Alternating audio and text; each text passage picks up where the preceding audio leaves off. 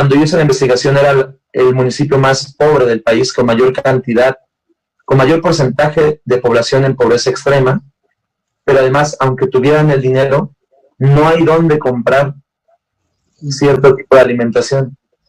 Eso ya condiciona increíblemente el que nosotros podamos intervenir para que mejore la adherencia terapéutica. ¿Cómo va a mejorar si no existe la posibilidad? Porque mientras no cambien esos factores macros que rodean todo, pues no se va a poder cambiar ese estado de salud de la población.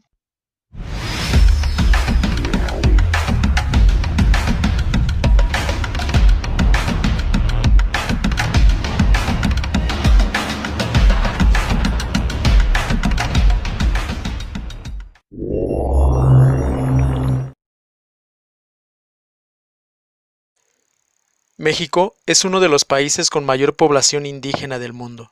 Aunque existen diversas cifras, se dice que hay cerca de 18 millones en el territorio nacional, lo cual representa un 15%. En estados como Guerrero, esta diversidad es contabilizada por el gobierno en 600,000 habitantes de distintas culturas, aunque se estima que los cálculos se quedan cortos. En el estado sureño, las condiciones de vida de este grupo social son altamente precarias. Así lo expresa el censo realizado por el INEGI en 2010, donde se ubicó al municipio de Cochuapa el Grande, ubicado en la montaña alta de Guerrero, con el mayor índice de marginación y rezago social de nuestro país. Hola, ¿qué tal? Sean todos bienvenidos. Agradecemos que hayan atendido la convocatoria para esta plática. Vamos a comenzar con el tema de el doctor Omar Chávez, quien hace referencia a la adherencia de los pueblos indígenas a la medicina occidental, a la medicina que todos conocemos. Sin más, vamos a entrar en detalle. El doctor Víctor Grandeño, que es el director de IMSS Bienestar Guerrero, me dijo, mira, acabamos de abrir 3 centros de IMSS Bienestar, clínicas rurales, se llaman UMRs, que son Unidad Médico Rural, en diferentes partes de Guerrero. La más lejana es la que está ubicada en el municipio de Cochuapa el Grande. Si tú quieres que tu investigación sea lo más virgen posible y que tengas el 100% de población indígena para que veas realmente, ya cuando fui la primera vez, pues entendí a qué se referían con si aguantas, y creo que ahí en ese momento también fue cambiando mucho el objetivo de mi investigación y las variables que había considerado en un primer momento, que era un estudio puramente psicológico, y que a través de la experiencia que fui teniendo y lo que fui observando, también se volvió sociológico, se volvió con una perspectiva intercultural, de bioética, de justicia social, pero en un primer momento yo no lo tenía pensado. Fue a partir de todo lo que vi allá en la montaña. Tipos de pensamientos que se encuentran, ¿no?, para nombrar estas enfermedades. Podríamos decir en la investigación, a veces es lo que se encuentra dentro de la población, cómo interpretan ellos desde su mundo y cómo lo interpreta el médico, el que viene desde fuera, ¿no? Dos cuestiones que me gustaría que nos platicaras un poquito esto de las enfermedades desde estas dos visiones. Ok, sino que es una aproximación distinta de la manera formal o a la manera tradicional en que se hace en el ámbito de la salud en general, en la cual se plantea que hay un camino que va desde lo empírico hasta lo científico, en donde antes de llegar a lo científico pasas por muchos saberes médicos hasta llegar al sistema biomédico, ¿no? que como que es el fin último. Entonces se plantea que los médicos, los que se formaron en las universidades, tienen el saber último en la salud, que es el sistema biomédico. Eso es lo que se plantea tradicionalmente en las ciudades. En nosotros es lo que planteamos normalmente. No hay ninguna enfermedad de ningún sistema médico que sea natural. Toda enfermedad que se plantea desde cualquier comunidad, desde cualquier sociedad, es una construcción social y teórica. El cáncer, la diabetes, la hipertensión, son enfermedades construidas teóricamente que tienen un trasfondo social, un momento histórico específico que forman parte del sistema biomédico.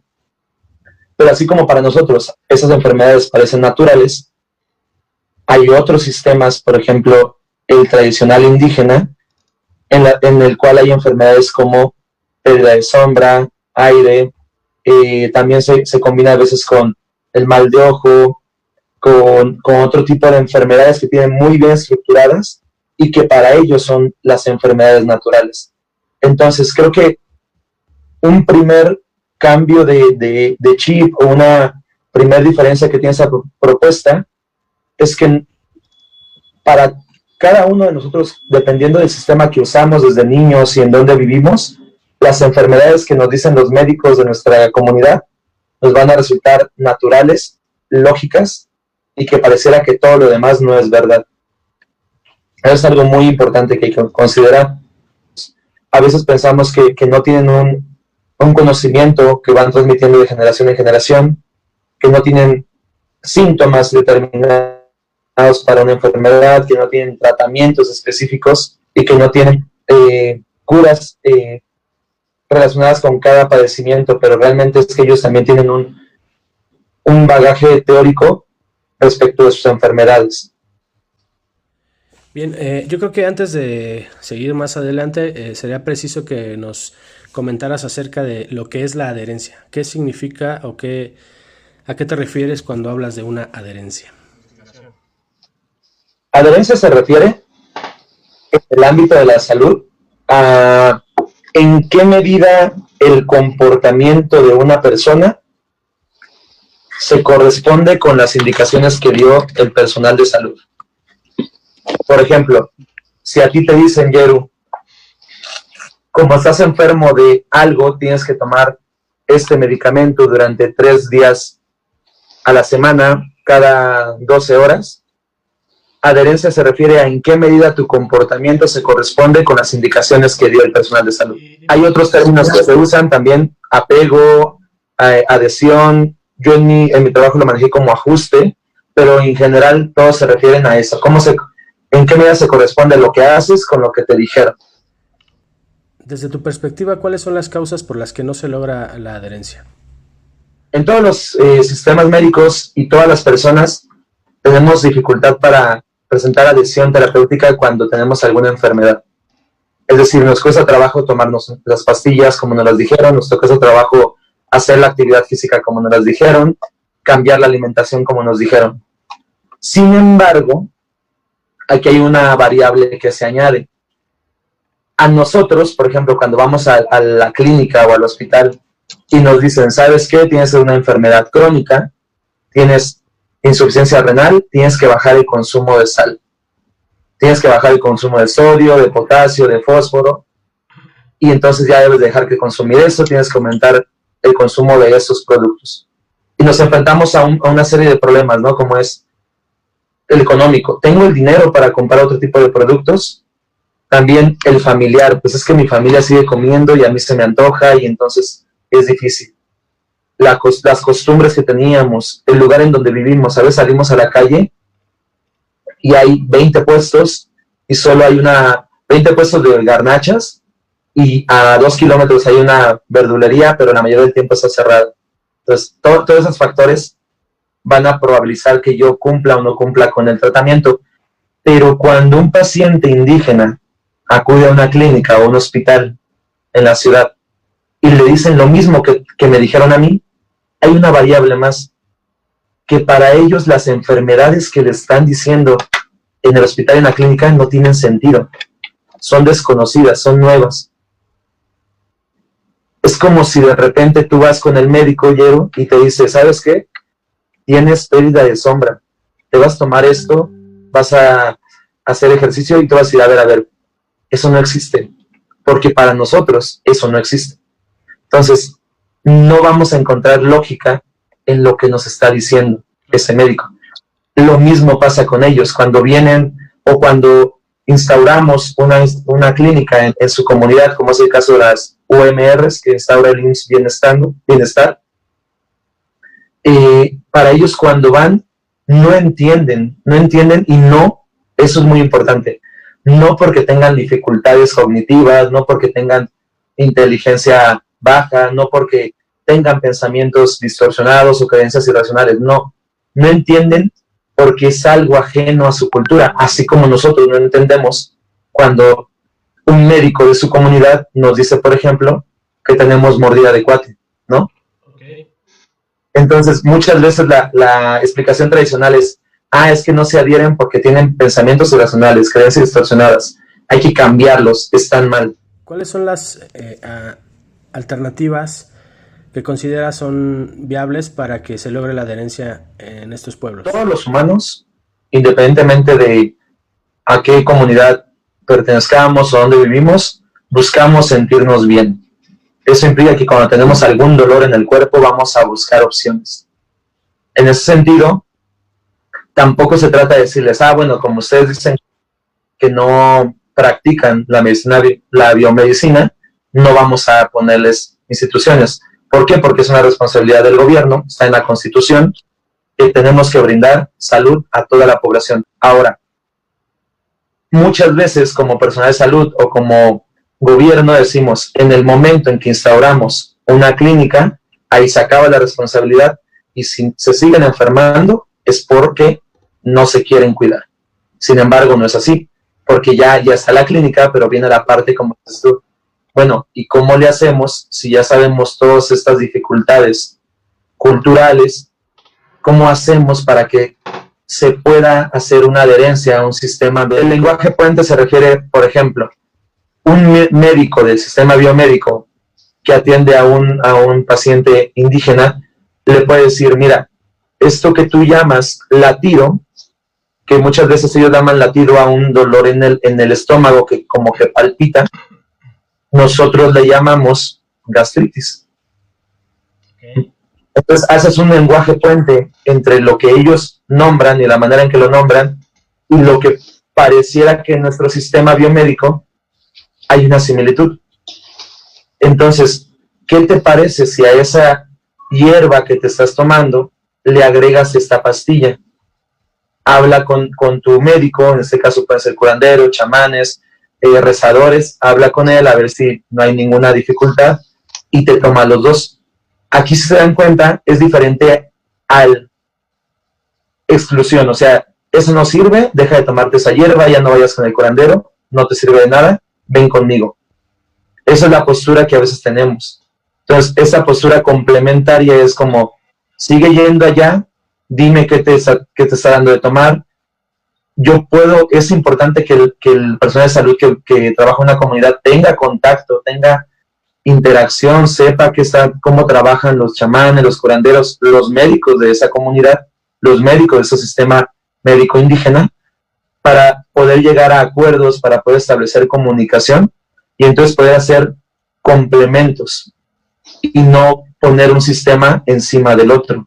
Es una estrategia que se ha demostrado que sirve, pero que lamentablemente muchas veces en los centros de salud, en los hospitales, en las clínicas, no lo llevamos a la práctica, y menos mientras más nos vamos alejando de las comunidades indígenas. Estando allá, que es una comunidad 100% indígena, yo observaba que muchas veces no se llevaba a cabo este tipo de habilidades interculturales que se han manejado y que se han dicho desde los 90. Es muy probable que tampoco se presenten en, por ejemplo, una clínica o un hospital de la Ciudad de México cuando llegan pacientes indígenas buscando sentirse mejor, porque al final vienen a dar aquí porque se quieren sentir mejor. Nuestra responsabilidad como sistema de salud es que cuando vienen nos aseguremos que van a sacar provecho de ese sistema y que no digamos, pues como no le entiende, ya no es mi problema, ¿no? Si esta relación entonces entre el médico y el paciente cambia nodalmente si el médico habla la lengua, por ejemplo, ¿no? Porque aquí vemos problemas de comunicación y de lenguaje. ¿Qué pasa cuando un médico sí habla la lengua frente a otro que no la habla? ¿Hay mayor efectividad en el tratamiento o en la adherencia? Por ley, en México, en teoría, tendría que haber traductores en los lugares en los cuales llega población que no habla el castellano, y que todo el personal de salud que presta su servicio en una comunidad indígena tendría que hablar la lengua de ese lugar. Eso se estipula. Ahora, te voy a hablar ahora de lo que yo observé en mi investigación. Yo trabajé en una clínica UMR 16, en la cual trabajaban 3 enfermeras y 2 médicos en 2 turnos, entre semana y fin de semana. De ellos, solo un médico hablaba mixteco de la montaña alta, que es un mixteco diferente al de la montaña baja y montaña media. Dicen que tienen variaciones entre ellos. Una enfermera lo entendía, pero no lo hablaba. Otra hablaba tlapaneco, pero no mixteco. Y una más solo hablaba castellano. Yo no encontré diferencias en la expresión de habilidades interculturales respecto del idioma. Entonces, no por hablar la misma lengua, un profesionista de salud va a desarrollar las habilidades interculturales. Requerimos de tener entrenamientos específicos, ¿no? Para que nos vayan diciendo, mira, es así, tienes que tener ese tipo de prácticas, esas otras que nos enseñaron en la universidad, como estableciendo y anteponiendo el sistema biomédico como el sistema médico hegemónico. Mencionas por ahí en una de tus conferencias que los pacientes en realidad son aprendices apenas del sistema biomédico. Parte de lo que se plantea es que tenemos que visualizar a la atención en salud como un proceso de enseñanza-aprendizaje. Cuando vamos a una institución de salud, ya sea clínica o hospital, nos van enseñando, y desde niños, desde que estamos en la familia, nuestros papás nos van enseñando, en la tele nos van enseñando qué enfermedades existen, qué síntomas son importantes, porque muchos síntomas no implican dolor. Cuando tenemos dolor, naturalmente sabemos que algo anda mal en nuestro cuerpo, pero muchos síntomas de enfermedades biomédicas no implican dolor, ¿no? El caso del cáncer, una bola en el cuerpo al principio no duele, pero nos van enseñando, nos van educando para que reaccionemos ante a esa bola en el cuerpo yendo al médico. Entonces nosotros estamos, desde que nacemos, en ese proceso de enseñanza-aprendizaje. Cuando el gobierno instaura una clínica, un hospital en una comunidad indígena, es un proceso. Tenemos que darnos cuenta que vamos a entrar en un proceso de enseñanza-aprendizaje, en el cual nosotros vamos a enseñarles un sistema médico diferente a que ellos practican, pero a la vez tenemos que aprender nosotros cómo es el sistema médico que ellos practican, porque de esa manera va a ser más fácil hacer este lenguaje puente, más enfermedades, causas y tratamientos. Eso es lo que vamos a enseñar y es lo que ellos van a aprender. Entonces requerimos tener herramientas didácticas que permitan que él vaya desarrollando este nuevo sistema y se vaya ajustando su comportamiento a ese nuevo sistema. No que deje de que sepa que cuando va con nosotros hay un sistema diferente y hay reglas distintas, ¿no? ¿Qué alcance tiene realmente esa relación que ustedes pueden cambiar, ¿no? Como profesionales de la psicología y la salud. ¿Qué pasa con los demás factores? ¿Qué tanto podemos transformar? Al principio tenía la idea de, pues vamos a mejorar el estado de salud de ellos, a mejorar la relación equipo médico y paciente, desarrollando habilidades no específicas, pero de repente, cuando llego allá, lo primero que me doy cuenta es que no tienen los servicios básicos sociales, ¿no? No hay agua potable, no hay drenaje, no hay piso firme, no hay carreteras pavimentadas, no pueden acceder a consumo de frutas y verduras. El hospital más cercano se encuentra a 4 horas y 5 horas, depende si es de la ciudad de Tlapa o de Ometepec. Y te das cuenta que hay factores que rodean esta problemática y que condicionan la posibilidad que tenemos nosotros de mejorar o de aportar a un cambio en el estado de salud de la población. Hay factores más grandes que nos rebasan a nosotros al intentar cambiar algunos aspectos, porque, por ejemplo, le enseñas que en el sistema biomédico existen enfermedades que duran mucho o que ya no se quitan, ¿no? Como las crónicas, que van hacia adelante y que solo podemos mantenerlas o disminuir cómo avanzan. Y entonces le dices, y ahora tienes que comer más fruta, más verdura, pero no tienen frutas y verduras. Aparte de la condición económica, cuando yo hice la investigación era el municipio más pobre del país, con mayor cantidad, con mayor porcentaje de población en pobreza extrema, pero además, aunque tuvieran el dinero, no hay dónde comprar cierto tipo de alimentación. Eso ya condiciona increíblemente el que nosotros podamos intervenir para que mejore la adherencia terapéutica. ¿Cómo va a mejorar si no existe la posibilidad? Nosotros al vivir aquí podemos elegir entre me compro una manzana o me compro unas papas fritas, ¿no? Pero si ellos no pueden elegir, cambia totalmente la dinámica, cambia la posibilidad de intervención.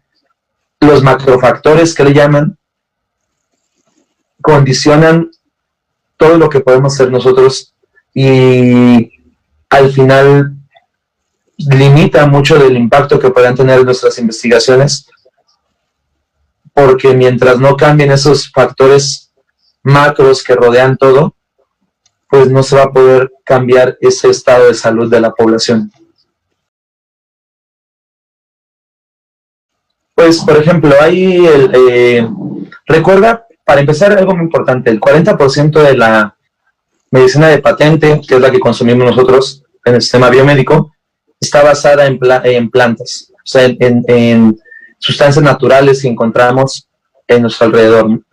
Esto quiere decir que mucho de lo que nos cura cuando nos enfermamos nosotros y que practicamos sistema biomédico tiene sus bases en lo natural, pero no sabemos qué natural, o sea, no aprendemos nosotros cuáles son las plantas, dónde podemos encontrarlas. Ellos consumen plantas, ellos también mezclan esto con rezar, también vi algún sacrificio de animales, y tienen el temazcal, tienen establecido el uso del temazcal ante diferentes momentos. Por ejemplo, las mujeres cuando tienen a sus hijos después del parto, reciben el temazcal, usan el temazcal durante varios días porque de esa manera dicen que se purifican, que sacan muchas sustancias que no les sirven al cuerpo. Son algunas de las prácticas que yo vi en esa investigación que llevaban a cabo. ¿Cuál es tu opinión acerca de que muy recientemente la gente acude a tomar los tratamientos tradicionales y que muchos combinan tanto lo tradicional con la biomedicina? ¿Crees que sea una buena alternativa? Yo creo que siempre se ha dado. Creo que confluyen. De hecho, la diferencia de sistemas médicos así tan tajantes solo es con fines analíticos, pero en la realidad todo el tiempo están mezclándose y se borran los límites entre un sistema y otro. En México, que es un país multicultural, usamos tanto la medicina tradicional, la medicina biomédica, pero también usamos medicina oriental, ¿no? Hay personas que también practican medicina oriental. Yo creo que siempre se ha dado. Creo que no tenemos que esperar que un médico mezcle en su práctica, o un profesionista de la salud mezcle en su práctica el uso de diferentes como tratamientos que pertenecen a sistemas distintos. Creo que es adecuado que si vas con un médico de sistema biomédico tenga una práctica que sea congruente con su formación, porque es en lo que él se preparó, ¿no? Y es la manera en que nosotros vemos el proceso de salud de enfermedad. Pero nosotros como personas, como usuarios, como gente que queremos sentirnos mejor, mezclamos, y creo que muchos de los que estamos aquí hemos en algún momento incorporado prácticas de otro sistema médico cuando nos sentimos mal, cuando sentimos que algo no nos funciona. De hecho, cuando ya probamos, por ejemplo, en la biomedicina algún tratamiento y no funcionó, muchas personas acuden a otros sistemas, ¿no? En busca de una solución. Porque lo que queremos todos es curarnos, sentirnos mejor, vivir más tiempo. Ok, mira, así, cuestiones puntuales. La mayoría de las enfermedades que se presentaban en la población eran gastrointestinales. ¿Por qué? Porque toman agua del río. No hay posibilidad de que compren un garrafón de agua que haya llevado un proceso. No es que sea gente que se aterca, no es que no se quieran cuidar, es que no lo pueden hacer, no hay dónde. Tendrá que trasladarse 5 horas para comprar un garrafón de agua. Muchas veces diarrea, ¿no? Parásitos. Entonces, todo el tiempo era como esta dificultad en el sistema digestivo. Tiene que ver con una cuestión de que no hay acceso a agua potable, de que no hay piso firme también en la comunidad. Estando allá me tocó observar la muerte de un neonato y que el factor determinante fue la lejanía entre la clínica y el hospital. El tiempo que pasó la chica en llegar de la clínica al hospital, que fue trasladada por el personal de salud. O sea, no es que el personal de salud se desentienda, ellos, de hecho, creo que hacen mucho más de lo que les corresponde para ayudar a la población, pero que tampoco está en sus manos. Por eso decía que rebasa a todos los individuos como profesionistas en la salud y que tiene que ver con responsabilidad de niveles más altos. Entonces, la llevaron en el transporte, en la camioneta del médico, y no alcanzó a llegar a la clínica para que pudieran dar asistencia al neonato y falleció. Entonces, ese tipo de cosas se podrían evitar si no tuviéramos esas dificultades de no hay carretera pavimentada, por ejemplo, en época de lluvias se imposibilita el acceso. Hay gente que camina 4 horas para ir a una consulta a la clínica.